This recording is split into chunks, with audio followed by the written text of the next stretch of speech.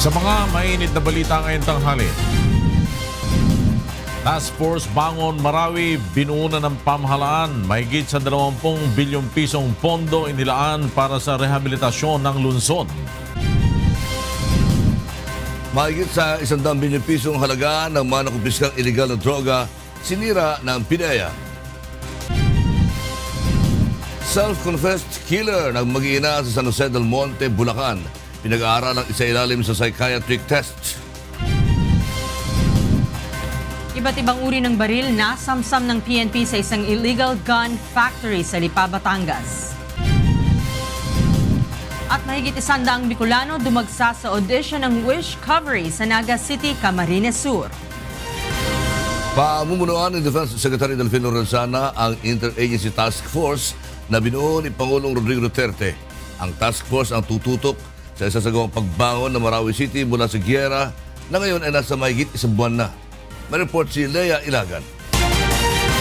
20 bilyong piso ang pondo ng Task Force Bangon Marawi para sa recovery, rehabilitation at reconstruction ng Marawi City. Ayon kay Defense Secretary Delfin Lorenzana, gagamitin ito sa pagsasaayos ng mga nawasak na bahay ng mga residente.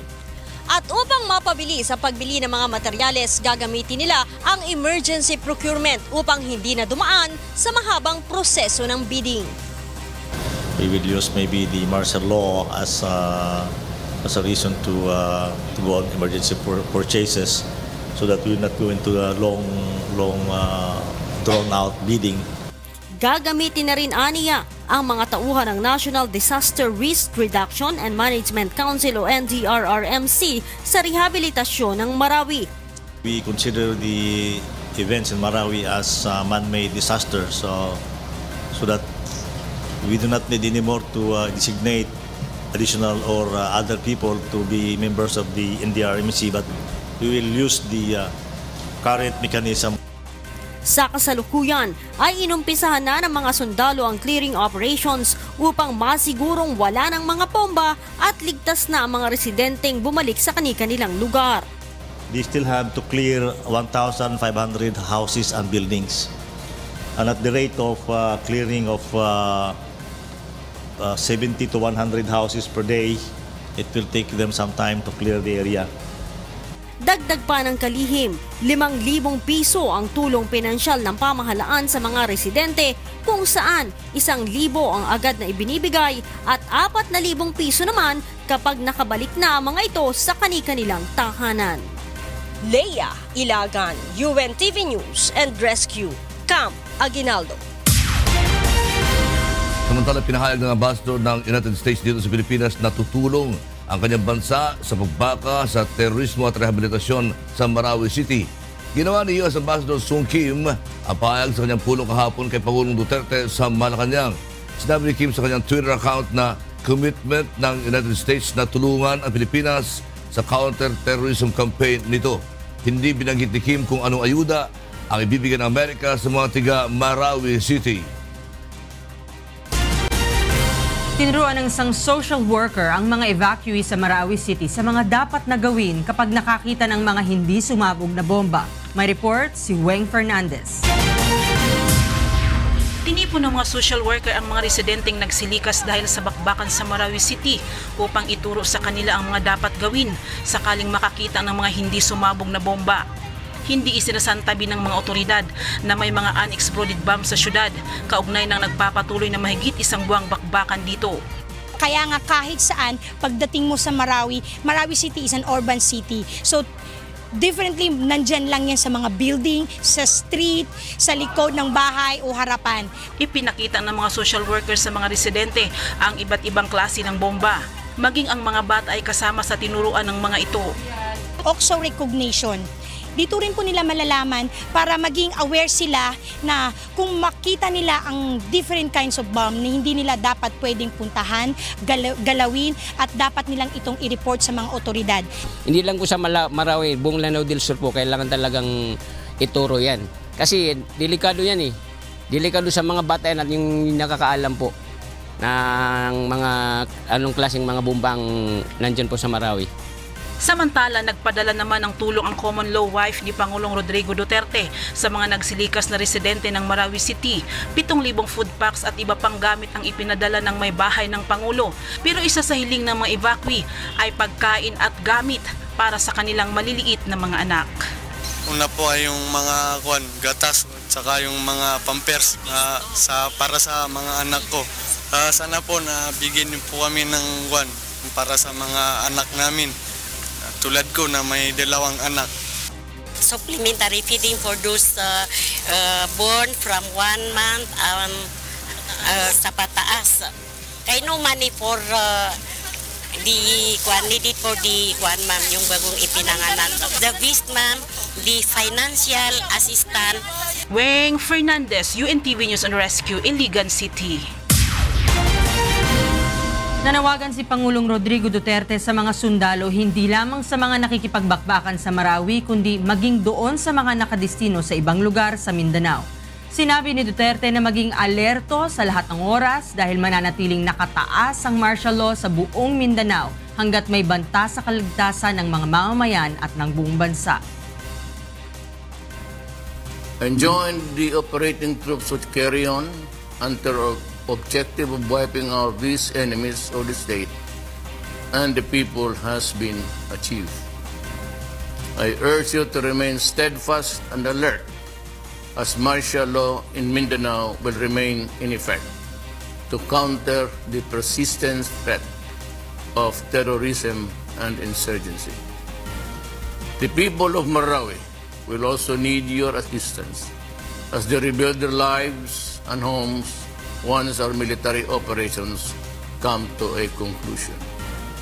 By fulfilling this, we must not let our guards down against the emergence of terrorism and banditry in the area.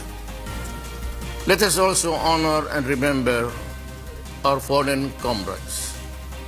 May their courage and bravery remind us of the sacrifices asked of us as we go about the task of building a peaceful nation. My salute goes to all of you there. Maraming salamat, mabuhay kayong lahat, hindi ko kayo kalimutan at hindi ko kayo pababayaan. Mahigit 200 miyembro na ng bandidong grupong Abu Sayyaf na neutralize ng AFP Western Mindanao Command sa loob lamang ng 6 na buwan. May report si Dante Amento. Natapos na ang 6 na buwang deadline na ibinigay sana ni Pangulong Rodrigo Duterte para puksain ang bandidong Abu Sayyaf nitong July 1. Ngunit ayon sa AFP, hindi na sila constraint sa nasabing mandato dahil na rin sa pagsiklab ng kaguluhan sa Marawi City na dapat iprioridad ng AFP. Pero despite the fact na hindi na tayo tumitingin doon sa deadline, tuloy-tuloy pa rin naman po yung successes na nakukuha natin against our fight with the Abu Sayyaf. Ayon sa AFP Western Mindanao Command, gayon pa man tuloy ang kanilang all-out offensive laban sa ASG. Kaugnay nito, sa pinakahuling datos ng Westmencom, umabot na sa 276 ang kabuuang na-neutralize na ASG members partikular sa Basilan at Sulu. 77 sa mga ito ang napatay, 67 ang nahuli at 78 ang sumuko na patuloy pang nadaragdagan. Samantalang 151 ang na-recover ng mga tropa ng AFP na binubuo ng 131 high-powered firearms at 20 ang low-powered firearms. Ang nasabing accomplishments ay sa pakikipagtulungan na rin anya ng LGUs, populace at maging ng ibang grupo tulad ng MILF at MNLF. Ang sinabi naman natin dati, you don't have to kill all 500 to win. Ang importante lang nun, they're already incapable of doing yung dati nalang ginagawa, panalo na tayo doon. Mahigit 500 Abu Sayyaf ang tinutugis ng AFP. Mula noong Enero na ngayon ay tinatayang nasa 100 na lamang ang tinutugis ng mga militar. Dante Amento, UNTV News and Rescue, Zamboanga City. Humingi ng kooperasyon ng Philippine National Police o PNP at Armed Forces of the Philippines o AFP sa mga Muslim leaders sa Region 3. Nasa telepono si Leslie Widem at mag-uulat kaugnay ng balitang yan. Leslie? Yes, Lord, dinaluhan ng 150 Muslim leaders sa Central Luzon ang isinagawang ngayong dialogo sa Benigno Hall, City of San Fernando, Pampanga, kasamang ilang mga opisyal ng Philippine National Police at Armed Forces of the Philippines sa Region 3. Layon ng pagtitipon na hilingin ang kooperasyon ng mga komunidad sa ginagawang aksyon ng gobyerno kontra terorismo. Ito ay sa pamamagitan ng pagbubuo ng maayos na ugnayan ng mga Muslim sa mga pulis at sundalo. Inaalam din ng PNP ang problema ng mga Muslim community, particular sa droga, krimen, maging ang problema sa mga kapulisan. Ayon kay Police Superintendent Aaron Aquino, may natatanggap silang banta ng panggugulo sa ilang probinsya, ngunit patuloy pa rin nila itong biniberipika. Bunsod dito, masiligpitan ng PNP ang kanilang seguridad, lalo na sa mga matataong lugar sa rehiyon. Hinikayat din ng PNP ang Muslim community na mag-report agad sa kanila sa pamamagitan ng kanilang mga hotline numbers kung may napapansing kahina-hinalang mga bagay sa kanilang lugar. At yan muna ang ating update mula dito sa Pampanga. Balik sa iyo, Flor. Leslie Widem, nagulat mula sa Pampanga. Ibinungkahay ng Government Peace Panel na magkaroon muna ng bilateral ceasefire bago idaos sa ikalimang round ng peace talks ng pamahalaan at ng CPP-NPA sa Agosto. Narito ang report ni Maki Libradilla. Hindi sang-ayon si Defense Secretary Delfin Lorenzana na ipagpatuloy ang usapang pangkapayapaan ng pamahalaan sa Communist Party of the Philippines kung di titigil ang mga NPA sa opensiba laban sa puwersa ng pamahalaan. Ayon sa kalihim, salungat ito sa layunin ng peace talk. Yun naman sa CPP-NPA, kaya nga I for one has already has been talking with the GRP panel. So, kung pwede, huwag muna tayo makipag-usap sa CPP-NPA hanggat hindi nila nakokontrol yung kanilang mga NPA na gumagawa ng mga extortion at saka panununog ng mga gamit, pangingidnap, that those kinds of actions are not conducive to talking about peace. Kaya naman isinusulong ngayon ng Government Peace Panel ang bilateral ceasefire o tigil putukan habang umuusad ang usapang pangkapayapaan ng pamahalaan at NDF. Why not have a ceasefire kung pwede, and he will reciprocate. So yung mga komunidad where there is conflict, nakakahinga Di ba? Local governments can function effectively and efficiently.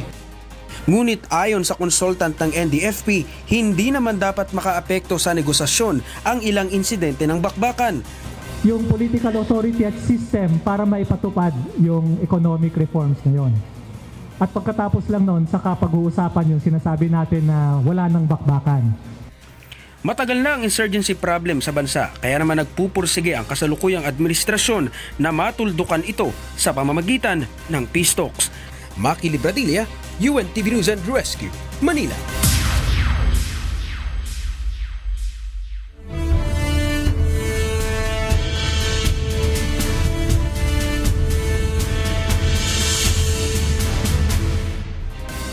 Mababang grado ang binigay ng Green Thumb Coalition sa unang taon ng panunungkulan ni Pangulong Rodrigo Duterte. Narito ang report ni Leslie Longbowen. Nakakuha lamang ng 11 punto sa perfect score na 60 points si Pangulong Rodrigo Duterte batay sa scorecard ng Green Thumb Coalition. Hindi kontento ang grupo sa naging performance ng Pangulo sa halos lahat ng kategorya, kabilang na ang energy transformation, waste, biodiversity, land use, food sovereignty at people-centered sustainable development. Ayon kay Judy Pasimio ng Alyansa Tigil Mina, hindi na pagtuunan ng pansin ng Pangulo ang mga tunay na issue ng bansa. Droga ba talaga ang pinakamalaking problema ng mamamayan? Hindi ba lupa? Hindi ba ang pang-aagaw ng lupa? Hindi ba ang kahirapan? Hindi ba ang kawalan ng pagkain? Yan ang mga tunay na pressing issues ever since. Talamak din umano ang paglabag sa karapatang pantao sa unang taon ng administrasyon. Bagsak o mas mababa pa sa bagsak ang grado ng presidente ng pamunuan ngayon. Halimbawa na lang yung usapin ng right to life. Alam natin na iyan ang pinakamatinding violations ngayon. Sa usapin ng pagpatay laban doon dahil sa war on drugs. Samantala, tanging sa usapin lamang ng climate justice o kooperasyon sa pagresolba sa climate change nakakuha ng fair grade ang Pangulo. ang ating gobyerno ay nag-accede dun sa Paris Agreement, no, na ang initiator nito ang ating Pangulo at niratipikahan ng ating Senado, no. So tingin natin may commitment para tumugon doon sa kasunduan sa Paris Agreement. Leslie Longbowen, UNTV News and Rescue, Quezon City. Iniulat ng Department of Labor and Employment na kabilang sa mga accomplishment nito na nakalipas o sa nakalipas na taon ang pagbaba ng unemployment rate at pagtulong sa mga stranded overseas Filipino workers. Nasa telepono si Nel Maribuho, kaugnay ng balitang yan. Go ahead, Nel. Aminado si Department of Labor and Employment Secretary Silvestre Vello III na may ilang usapin na patuloy pa nilang nire-resolba at hindi na lutas sa nakalipas na isang taon. Kabilang na dito ang usapin sa contractualization kung saan patuloy silang nahihirapang i-monitor ang mga kumpanya na lumalabag sa labor laws kung saan meron lamang anya sila na 500 labor compliance inspector kung saan nangangailangan pa sila ng karagdagang 2,500 upang epektibo nilang mabantayan ang problema sa contractualisasyon. Kaugnay ng usapin sa repatriation sa mga stranded overseas Filipino workers, sa 19,000 stranded OFW, 16,000 pa lamang ang kanilang naiuwi. Kaugnay nito sa nakalipas na isang taon, napababaan niya nila sa 1.7% ang unemployment rate, gayon din ang underemployment na nasa 1%. Ano ng DOLE na isulong ang tinatawag na IDOL kung saan ito ang magsisilbing passport at overseas employment certificate ng mga OFW. Maging ang pagkakaroon ng OFW Bank at Department of OFW ay suportado ng DOLE. Kim? Salamat, Nel Maribuhok, nagulat mula sa Malacanang. Pangunahan ni Pangulong Rodrigo Duterte ang pagdiriwang ng ika-70 anibersaryo ng Philippine Air Force sa Clark, Pampanga ngayong hapon. Mula sa Pampanga, may report si Rosalie Cos. Live. Go ahead, Rosalie.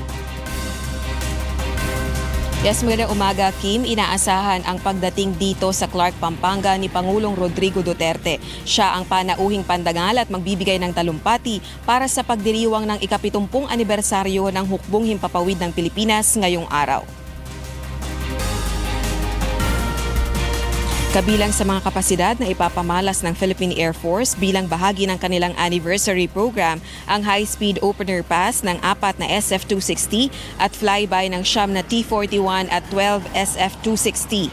Kabilang din sa highlight ng programa ang presentation ng Certificate of Complete Delivery ng FA-50 PH aircraft. Sa ngayon, 12 na ang FA-50 lead-in fighter trainer aircraft ng hukbong sanatahan ng Pilipinas. Una nang binanggit ni Pangulong Duterte na prioridad ng kanyang administrasyon ang pag-acquire ng panibago at di second-hand na equipment para sa militar at pulisya, kabilang na ang mga baril, barko at air assets. Nakipag-usap na rin ang pamahalaan sa mga bansang Russia at China para makabili ng mga modern equipment.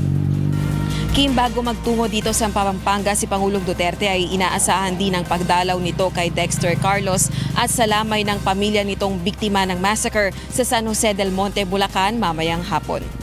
Yan muna ang latest live mula rito sa Pampanga. Balik sa iyo, Kim. Maraming salamat, Rosalie Cos, nag-uulat mula sa Pampanga. Susunod. Presyo ng mga produktong petrolyo tumaas ngayong araw. Mahigit sa 100 milyong piso halaga ng iligal na droga sinira ng PIDEA. Iba't ibang uri ng baril nasamsam mula sa illegal gun factory sa Lipas City, Batangas. Tumaas ang presyo ng mga produktong petrolyo ngayong araw. Ito ay makalipas ang 4 na magkakasunod na linggong rollback ng mga kumpanya ng langis. Epektibo kaninang 6 ng umaga. Tumaas ng 30 sentimos ang 1 litro ng gasolina ng Shell, Petron, Flying V at Sea Oil. 55 sentimos sa kerosene at 70 sentimos naman sa bawat litro ng diesel. Kaparehong price increase din ang isinagawa ng PTT, Total, Jetty, Eastern at Phoenix Petroleum sa kada litro ng gasolina at diesel. Hindi kontento ang grupong Piston sa subsidiyang 80,000 pisong alok ng pamahalaan para sa 250 jeepney driver at operator na maapektuhan ng Public Utility Vehicle Modernization Program ngayong taon. May report si Joan Nano. Kulang pa para sa grupong Piston ang tig 80,000 pisong subsidiya na ipagkakaloob ng pamahalaan sa mga jeepney drivers at operators kapag nasimula na ang PUV modernization program sa bansa. Ayon sa grupo, lubhang maliit ang halagang ito upang makasunod ang mga maliliit na driver at operator sa gagawing pagpapalit ng mga bagong unit ng jeep. Ay baka hindi nagko-compute ng tama ang gobyerno. Sa Metro Manila, we have around 65,000 units. So yun ay 65,000 driver. So ang bibigyan mo na 80,200 na driver. Eh di mag-aaway-aaway pa yan kung sino ano. Yan naman ang kalokohan. Bagaman may iniaalok na tulong, iginiit ng Piston na utang pa rin ito na ang ipambabayad ay mula sa maliit na kinikita ng mga tsuper sa kanilang araw-araw na pamamasada. Sa halip na modernisasyon, patuloy pa rin ipinipilit ng grupo na payagan na lamang sila na i-rehabilitate o palitan ng mga bagong pyesa ang mga jeep. Noong linggo, inianunsyo ng LTFRB na inaprubahan na ng DBM at DOF ang tig 80,000 pisong subsidiya para sa 250 mga driver at operators sa Metro Manila ngayong taon.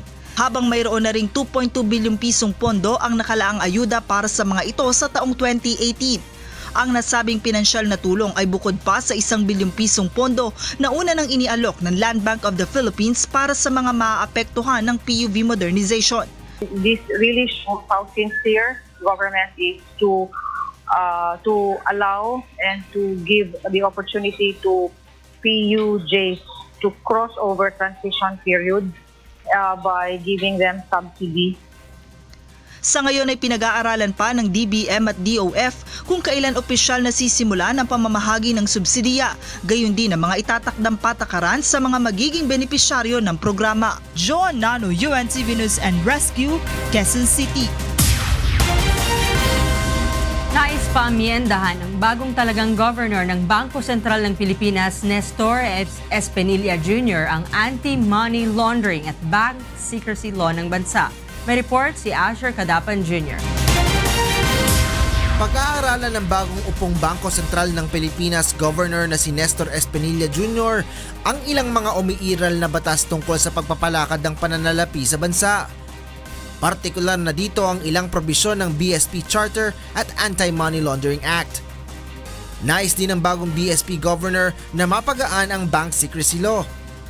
Bunsod anya ito ng mga isinasagawang investigasyon ng Kongreso sa ilang personalidad na may questionabling yaman. Sa ilalim ng batas, bawal ilabas ng mga financial institution ang impormasyon tungkol sa deposito ng isang tao sa bangko. The original deposit secrecy laws is now too much already relative to the requirements of the economy. So that has to be reviewed. Pag-aaralan rin ng BSP ang ilang mga patakaran upang mapalakas ang seguridad ng mga bangko laban sa mga hacker. That is why we have created regulatory frameworks to manage social media risk, technology risk, and cyber security issues. So we're looking at it with a very clear perspective of the opportunities as well as the threats so that we will get the most out of it. Pinalitan ni Espinilla si Amando Tetangco Jr. na nagsilbi bilang BSP Governor sa nakalipas na 2 administrasyon. Asher Cadapan Jr., UNTV News and Rescue, Pasay City. Hihilingin ang bagong pinuno ng Philippine Coconut Authority kay Pangulong Rodrigo Duterte na sertipikahang urgent ang panukalang batas kaugnay ng paggamit sa Coco Levy Fund. Ma-report si Ray Pelayo. Binabalangkas na ng Philippine Coconut Authority Board ang panukalang batas para itono ang bersyon ng Kamara at Senado kaugnay sa Coco Levy Fund. Nais ng bagong PCA Administrator na si Romulo Billy de la Rosa na i-certify na itong urgent ng Pangulo bago ang SONA o State of the Nation Address sa July 24. Hindi na anya posible na direktang ipamigay ang pondo sa mga magniniyog dahil mahirap nang matukoy ang milyong magsasaka na nagbigay nito.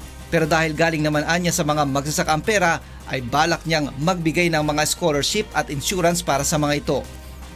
Plano rin ng PCA na maglagay ng mga programa gaya ng pagtatanim pa ng maraming puno ng niyog sa bansa.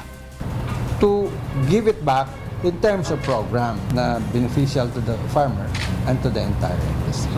Si De La Rosa ay dating miyembro ng Coco Levy Trust Fund Committee noong 2001 sa panahon ng dating Pangulong Joseph Estrada. Ang Coco Levy Fund ay nakolekta sa panahon ng dating Pangulong Ferdinand Marcos na ngayon ay umaabot na sa 75 billion pesos. Hiling naman ng kilos magniniyog na sanay ang mga mahihirap na magsasaka ang makinabang sa pondo.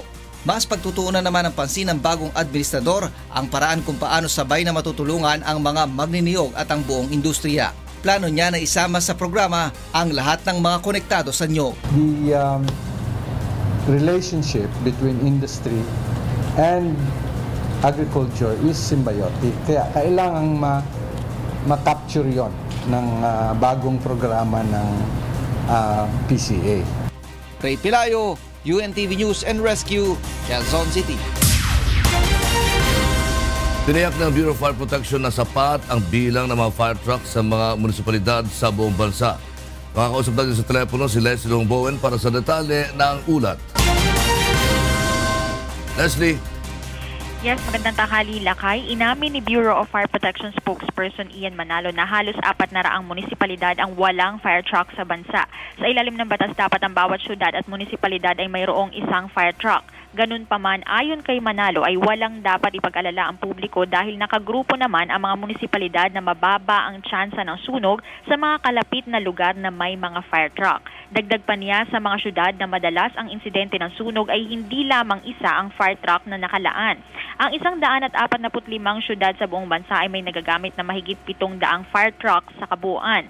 Sa kasalukuyan distribusyon ng resources, tiniyak ni Manalo na sapat pa rin ang bilang ng mga fire truck upang respondihan ang bilang ng sunog. Ganun pa man, patuloy na tinatrabaho ng pamahalaan na magkaroon din ang ibang munisipalidad ng kanilang sariling fire truck. Sa kasalukuyan ay may 24 na Rosenbauer fire trucks mula sa Austria na ngayon nakabinbin sa Batangas. Ang mga ito ay subject ng petisyon sa Supreme Court na kaugnay ng umano'y questionableng fire trucks deal. Lakay? Maraming salamat, Leslie Bowen mula po sa Quezon City.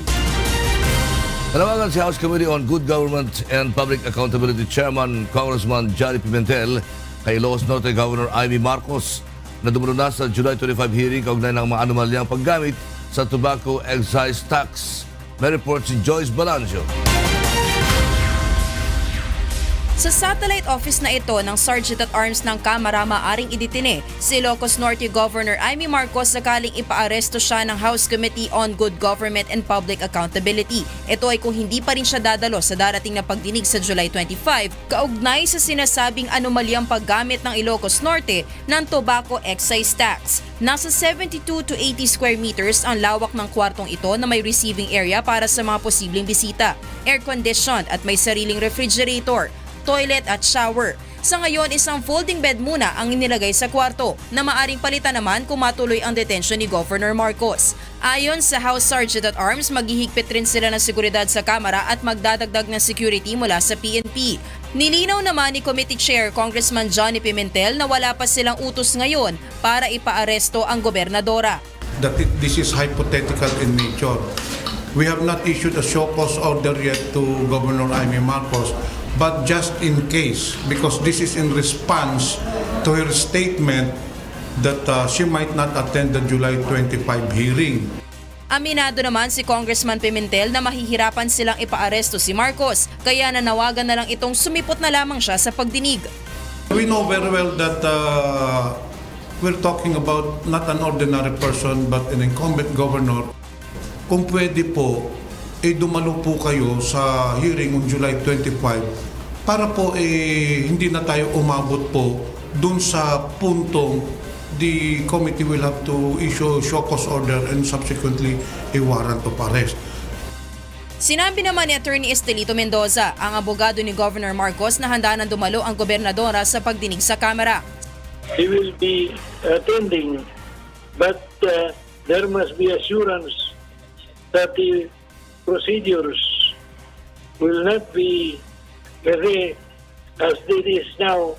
If you follow the procedure followed in the case of the Ilocano 6, attending the hearing is practically an invitation to be detained indefinitely.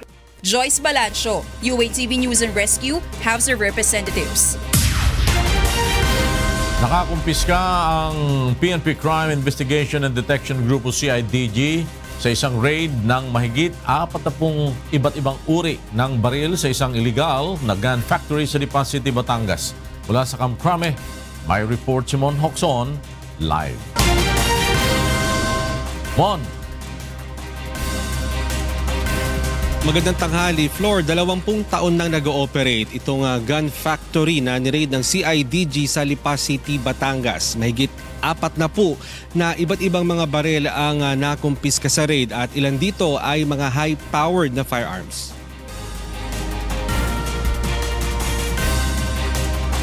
Isang informant ang nagbigay ng impormasyon sa CIDG kung kaya't natunton ang lokasyon ng illegal gun factory. Isang search warrant para sa paglabag sa Comprehensive Firearms and Ammunition Regulation Act ang inisyu ng CIDG laban kay Romel De Los Santos. Si De Los Santos ang itinuturong leader ng gun running syndicate na nag-ooperate rin sa Metro Manila, Luzon at Mindanao. Napag-alaman ng PNP na ilan sa mga baril gaya ng high-powered gun na Spike na ginagamit ng Maute ay kapareho ng ginagawa sa naturang gun factory.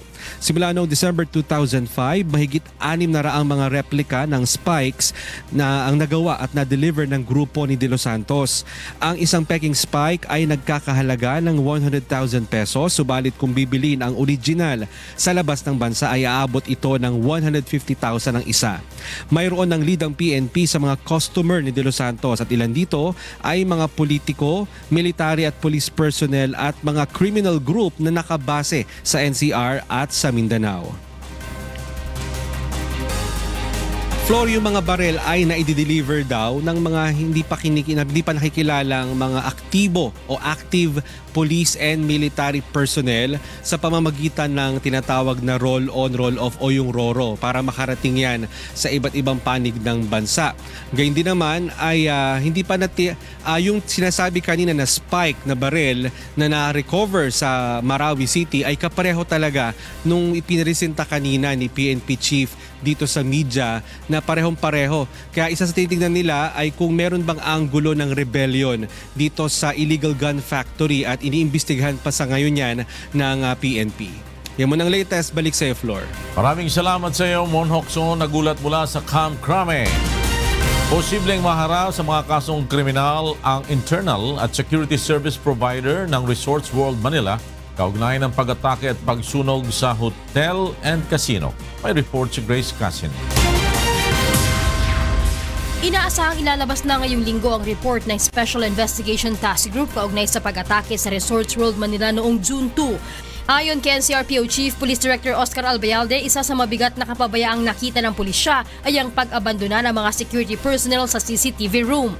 Sila mismo sana nakapagsabi na while maliit pa yung apoy, most probably nasabihan nila yung Bureau of Fire o yung mismong fire, I think they have the fire unit there, yung Resorts World mismo, na kung sila ang nakapagsabi doon na merong na-trap na mga bisita nila doon sa second floor, then probably baka na-save pa yung mga mangilan-ngilan doon kung hindi lahat, no? Yun ang naging critical doon. Kasong reckless imprudence resulting to multiple homicide and physical injury ang posible umanong isampa sa in-house security personnel ng Hotel Casino at Ensilanting Security Specialist Agency. Sumasa ilalim din naman sa summary hearing ng PNP ang Ensilanting para naman sa nakaambang kasong administratibo na isasampa sa kanila. Gayunman ang pulisya na ang tatayong complainant sa mga kasong kriminal na posibleng isampa laban sa mga respondent. Hindi naman natin maiwasan, baka yung iba naman yung ibang baka yung offer naman ng Resorts World na sabi nila during the congressional hearing ay sasagutin nila lahat yung edukasyon ng mga naiwan nilang mga anak. Grace Casin, UNTV News and Rescue, Manila. Sinira ng Philippine Drug Enforcement Agency o PDEA ang milyong-milyong halaga ng nakumpiskang illegal na droga. Makakausap natin sa telepono si Grace Casin para sa balitang yan. Grace. Flor, sa pamamagitan ng thermal decomposition, sinira ng Philippine Drug Enforcement Agency o PDEA ang 134 na milyong halaga ng ilegal na droga. Mahigit 44 na kilo dito ay shabu, habang mahigit 10 gramo naman ay marijuana. Ang thermal decomposition na ginamit sa prosesong pagsira ay ginagamitan ng matinding init. Kaya naman ayon sa PDEA, imposible na umanong ma-recycle o magamit pa ang mga nasabing ilegal na droga. Tiniyak naman ito na ligtas ito sa anumang kemikal na maaring malanghap ng tao at hayop sa paligid ng nasabing makina. Ayon sa PDEA, mayorya ng mga drogang kanilang nakumpiska ay dahil sa serye ng anti-illegal drugs operation na kanilang isinagawa. Ang pagsira naman sa illegal na droga ay alinsunod naman sa nakasaad sa Republic Act 9165 o ang Comprehensive Dangerous Drugs Act of 2002. Flor? Grace Casi nagulat mula sa Malabon City. Ibinunyag ni Justice Secretary Vitaliano Aguirre na nagbalik ang bentahan ng illegal drugs sa New Bilibid Prison na kinasasangkutan ng ilang miyembro ng PNP Special Action Force. Ma-report si Roderick Mendoza. Itinuturing ni Justice Secretary Vitaliano Aguirre na pangunahin sa kanyang mga nagawa sa unang taon sa pwesto ang pagkabuwag ng sindikato ng droga sa New Bilibid Prison. Because of what we did in Bucor, then we're able to charge past officials of the Bucor and the Department of Justice, headed by Secretary De Lima, and filed a case and non-bailable cases of 3. Ngunit aminado ang kalihim na muling nagbabalik ang bentahan ng droga sa Bilibid. May mga bilangguan niya na bagong nadadawit dito, pero ang iba dati ng sangkot sa illegal drug trading. Pero hindi na niya ito kasing lawak ng dating operasyon na halos 75% ng transaksyon ng droga sa buong bansa ay nanggaling doon. Yung pagbalik nila paunti-unti lang, kaya talagang natanggal yan yung 75%. If ever, mga 5-10% lang yan.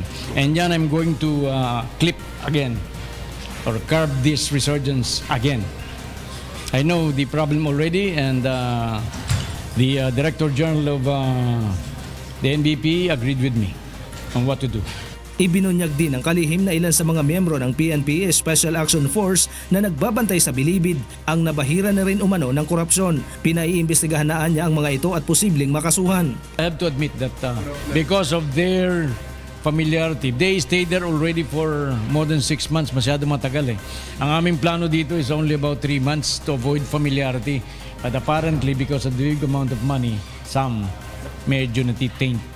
Kinumpirma rin ito ni Bucor Director General Benjamin de los Santos kung kaya't papalitan na nila ito ng mga tauhan ng Philippine Marines. Pero dahil abala pa ang mga sundalo sa bakbakan sa Marawi, ibang SAF na muna ang pagbabantayin sa Bilibid. Roderick Mendoza, UNTV News and Rescue, Manila.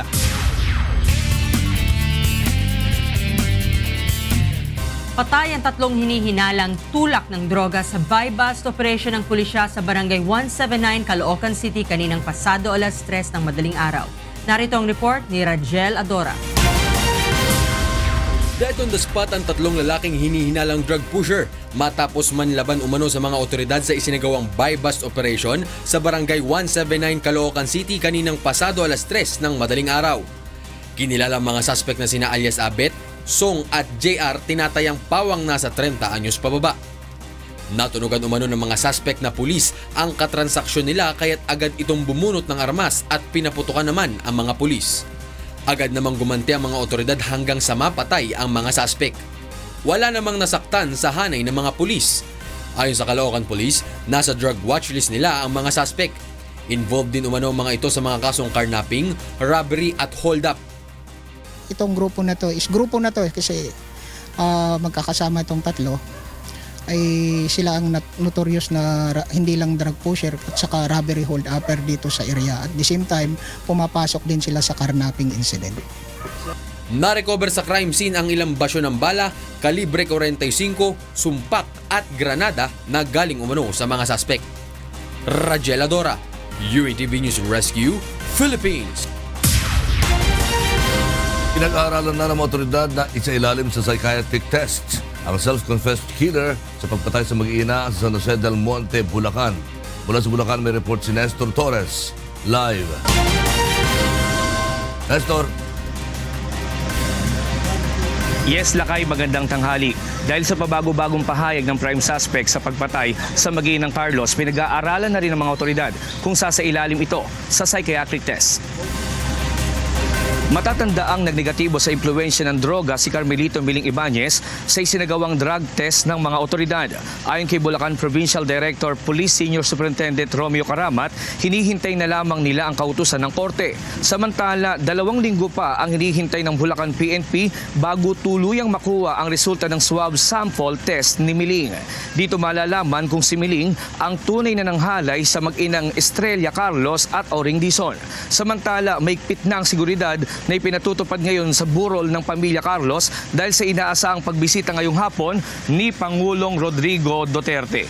At yan muna ating latest live mula dito sa San Jose del Monte, Bulacan. Balik sa inyo dyan sa studio. Takay? Maraming salamat, Nestor Torres, nag-uulat mula sa Bulacan. Samantala, alamin natin ang mga balita mula sa iba't ibang panig ng Pilipinas. Ihatid ng ating kasambahay na si Frima Salonga Gloria. Maya paugto, Frima. Dakala salamat lakay at maya paugto ka rin kay katamong kasambahay. Ining kay katamong balita, iba't king niyayaliwang lugar king kay katamong bansa. Tatal na nening otoridad ing main suspect king pamakamate king Bohol environmentalist ampong abogado Iniya Mascareñas Green. Ining balita ng Gladys Tawabi. Naana sa mga pulis ang gitudlo nga mastermind sa pagpatay sa usa ka environmentalist lawyer sa Bohol. Nasikop sa Davao ni atong June 30 ang suspect nga si Lloyd Gonzaga. Human ang pipila ka buwan nga pagtago. Palabas siya ng bahay, inabangan na lang siya kasi yung informant natin sinusundan na lang siya. Si Gonzaga ang gingong naa sa luyo sa pagpatay kang attorney Mia Mascareñas Green. Samtang padung og uli, kuyog ang iyahang mga anak ni atong Pebrero 15 sa Bohol. Wala hinoon masamdi ang mga anak sa biktima. Si Green ang gagunit sa kaso sa Panglao Resort owner nga si Conrada Blanquist batok kang Gonzaga. Karon nadakpan na si Lloyd. Medyo niluag-luag nang ako. Narilit na at least matagan og hustisya ang akong abogado. Daghang ko detret ako ang witness og sa pag-detret ni Lloyd sa ako o sa akong abogado. Gaatubang ang suspect sa kaso nga multiple murder o illegal possession of firearms. May istorya lang ko sa saktong panahon, hindi lang sa karon. Please. Ano naman dyan? Please lang. Gladys Tawabi, UNTV Balita ug Rescue Cebu. Ginawa lang simulation exercise ng otoridad ng pong rescue group king siya mapalapaga hotel king Santa Rosa, Laguna aing senaryo kalupa na ning Milyari King Resorts World Hotel, Manila. Ining report ng Sherwin Culubo. Isang armadong lalaki ang pumasok sa Seda Hotel sa Santa Rosa, Laguna na may bitbit ng dekalibreng baril. Agad ditong pinaputukan ng kanyang armasang gwardya na nasa entrance ng hotel. Nagsigawan at nagtakbuhan ng mga empleyado ng gusali dahil sa patuloy na pamamaril ng suspect. May nasusunog din sa unang palapag ng hotel kaya't lalong nagpanik ang mga bisita at mga tauhan ng gusali. Ilang sandali pa, nagsidatingan na sa lugar ang mga security personnel ng commercial area, miyembro ng PNP Santa Rosa, Bureau of Fire at mga ambulansya. Matapos i-assess ang sitwasyon, pinasok na ng mga miyembro ng SWAT team ang hotel hanggang sa mapatay ang suspect sa ikalimang palapag nito. Ito ang mga senaryo sa isinagawang security simulation exercise ng Rescue Group at PNP Santa Rosa kahapon. Layo nitong maiwasang mangyari sa lugar ang naganap sa Resorts World Manila na ikinasawi ng 38 tao, kabilang na ang suspect. Sa pamamagitan nito, makikita ang kahandaan ng mga security forces at rescue units sakaling may maganap na kahalintulad na pangyayari nito sa syudad. Hindi natin gusto na mangyari yung mabigla tayo, di ba? Katulad ng nangyari sa Resorts World. Kaya ang ginawa natin ay pinakikita natin sa mga establishment natin dito sa City of Santa Rosa that we have to be prepared. Hindi man natin masabi ng 100%. Kaya ngayon, inaalam natin kung hanggang saan ang kapabilidad nila, maging ito man ay yung sa talagang individual skills. Tiniyak naman ng mga otoridad sa syudad na patuloy ang isasagawa nilang pagsasanay upang mapaghandaan ang mga trahedya at banta ng terorismo. Sherwin Culubong, UNTV News and Rescue, Laguna. Niyayaliw ang imbensyon na makasahop king komunidad ing tampok king gagawad ng Regional Invention Contest and Exhibit king Davao City. Ining report ng Marisol Montaño. Kasabay sa pagsaulog sa National Science and Technology Week, nagpatigayon ang Department of Science and Technology o DOST Region 11 ug tulo ka adlaw nga Regional Invention Contest and Exhibit sa Davao City. Kabahin kini sa direktiba ni Presidente Rodrigo Duterte nga madala ang serbisyo sa siyensya ug teknolohiya sa rehiyon. Magsangka subay sa unom ka kategorya ang mga local researchers ug inventors kauban ang student creative research para sa high school ug college. Highlight usab sa maong contest ang student creative research para sa mga magtutungha sa elementarya. Dinhi makita ang nagkalain-laing imbensyon na makatabang sa katilingban. We chose this plant because we want to help the community on how to cure diabetes. Using this as a medicine for diabetics can help people with the lower age and higher age and also the community. Ginawa na siyang parang bionic arm gamit sa mga tao na walang kamay para maka-hold din sila ng mga bagay. Makadawat og cash prizes ang mga modaog nga tunghaan og imbensyon ug ipadala usab sila sa National Invention Contest and Exhibit nga pagkahimuon sa sunod tuig. Marisol Montaño, UNTV News and Rescue, Davao City. At yan kay katamong balita, iba't yung miyayaliwang lugar king kay katamong bansa. Mibalik kay Ken Lakay. Salamat, Frima Salonga Gloria. Susunod, isa sa mga player ng Senate Sentinels na kalahok sa UNTV Cup Executive Face-Off, kilalanin natin. 16 patay at 10 ang nawawala sa pagbaha sa Guangxi, China. At mga Bicolanong mahilig umawit, dumagsa sa audition ng Wish Covery sa Naga City, Camarines Sur.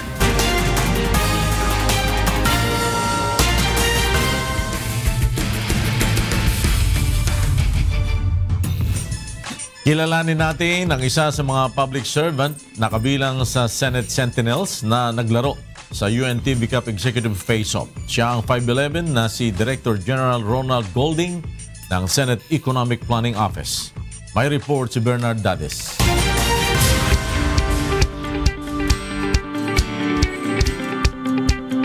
30 years in public service. Ganito na katagal sa paglilingkod bayan si Director General Ronald Golding ng Senate Economic Planning Office.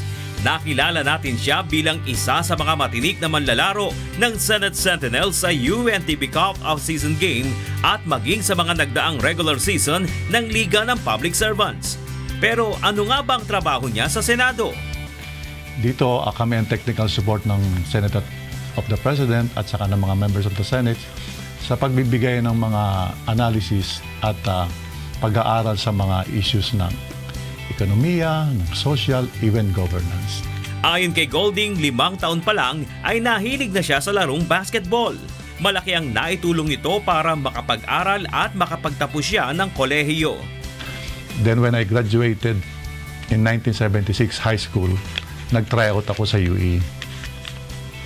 Doon na nag-umpisa yung medyo magandang nangyari sa buhay ko tungkol sa basketball. Kasi during that time, siguro kung wala yung basketball, baka hindi ako nakapag-aral kaagad ng kolehiyo.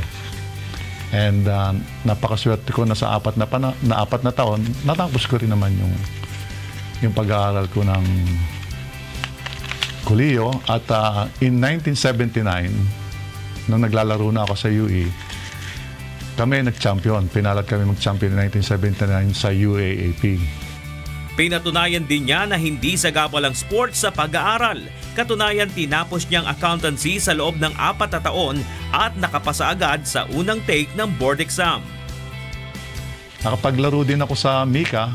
That is the premier amateur league at that time na usually farm team ng PBA.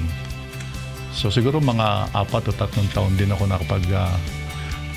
laro doon hanggang sa yun nga makatapos ako ng pag-aaral ko at makakuha ko ng board.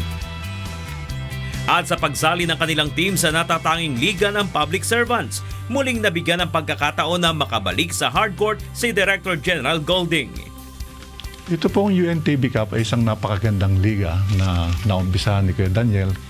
Kasi ito po yung katangi-tanging liga na ang mga sumasali, mga participants ay government agencies. Government agencies na naglilingkod sa bayan. At may premyo na napakalaki, milyon-milyon nga. Ang kagandahan dito, ang mga premyo na ganoon ay hindi naman napupunta sa government agencies or sa mga players ng bawat team, kundi sa mga beneficiary nila na tinutulungan. O Kuya Daniel, more power. Sana ituloy-tuloy mo ang magandang pagsiservisyo sa bayan. Si Director General Golding ay makakasama ni Senator Sani Angara at iba pang piling executives ng mga koponan sa exhibition game kontra sa mga dating professional basketball player bago ang final game ng AFP Cavaliers at PNP Responders sa July 10 sa Smart Araneta Coliseum. Bernard Dadis, UNTV News and Rescue, Philippines. Dinagsa ng mga Bicolano ang on-ground audition sa Naga City ng pinakabagong singing competition sa bansa, ang Wishcovery. Narito ang report ni Leslie Longbowen.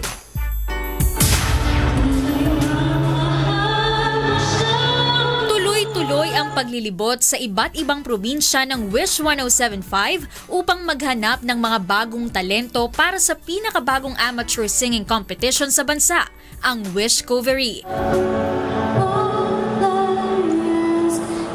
Matapos ang ground audition sa Bulacan at Mega Manila, tumulak naman patungong Naga City ang Wish FM. Mahigit 100 Bicolano ang sumalang sa audition. Si Chris Molina, taga Naga City, sa kabila ng kapansanan, pumila pa rin at nakipagtiyaga para lamang maipakita ang kanyang galing sa pagkanta.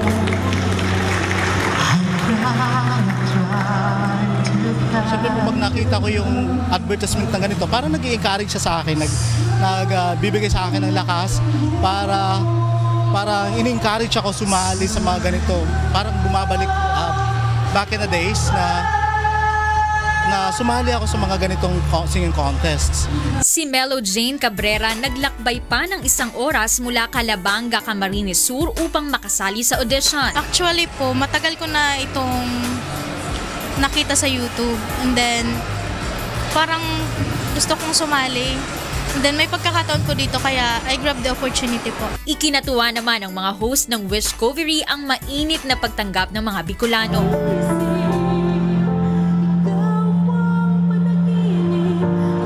First time ko dito sa Naga, and nakaka-proud lahat ng Bicolanos kasi very talented sila, and hindi ko in-expect na ganito kadami ang mag-audition kasi unlike sa 4 naming pinuntahan, ito na yata ang pinakamarami.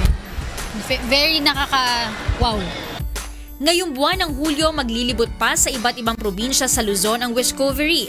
Ang tatanghaling grand winner sa Wishcovery ay magkakamit ng 2 milyong piso, brand new car, house and lot, at singing contract.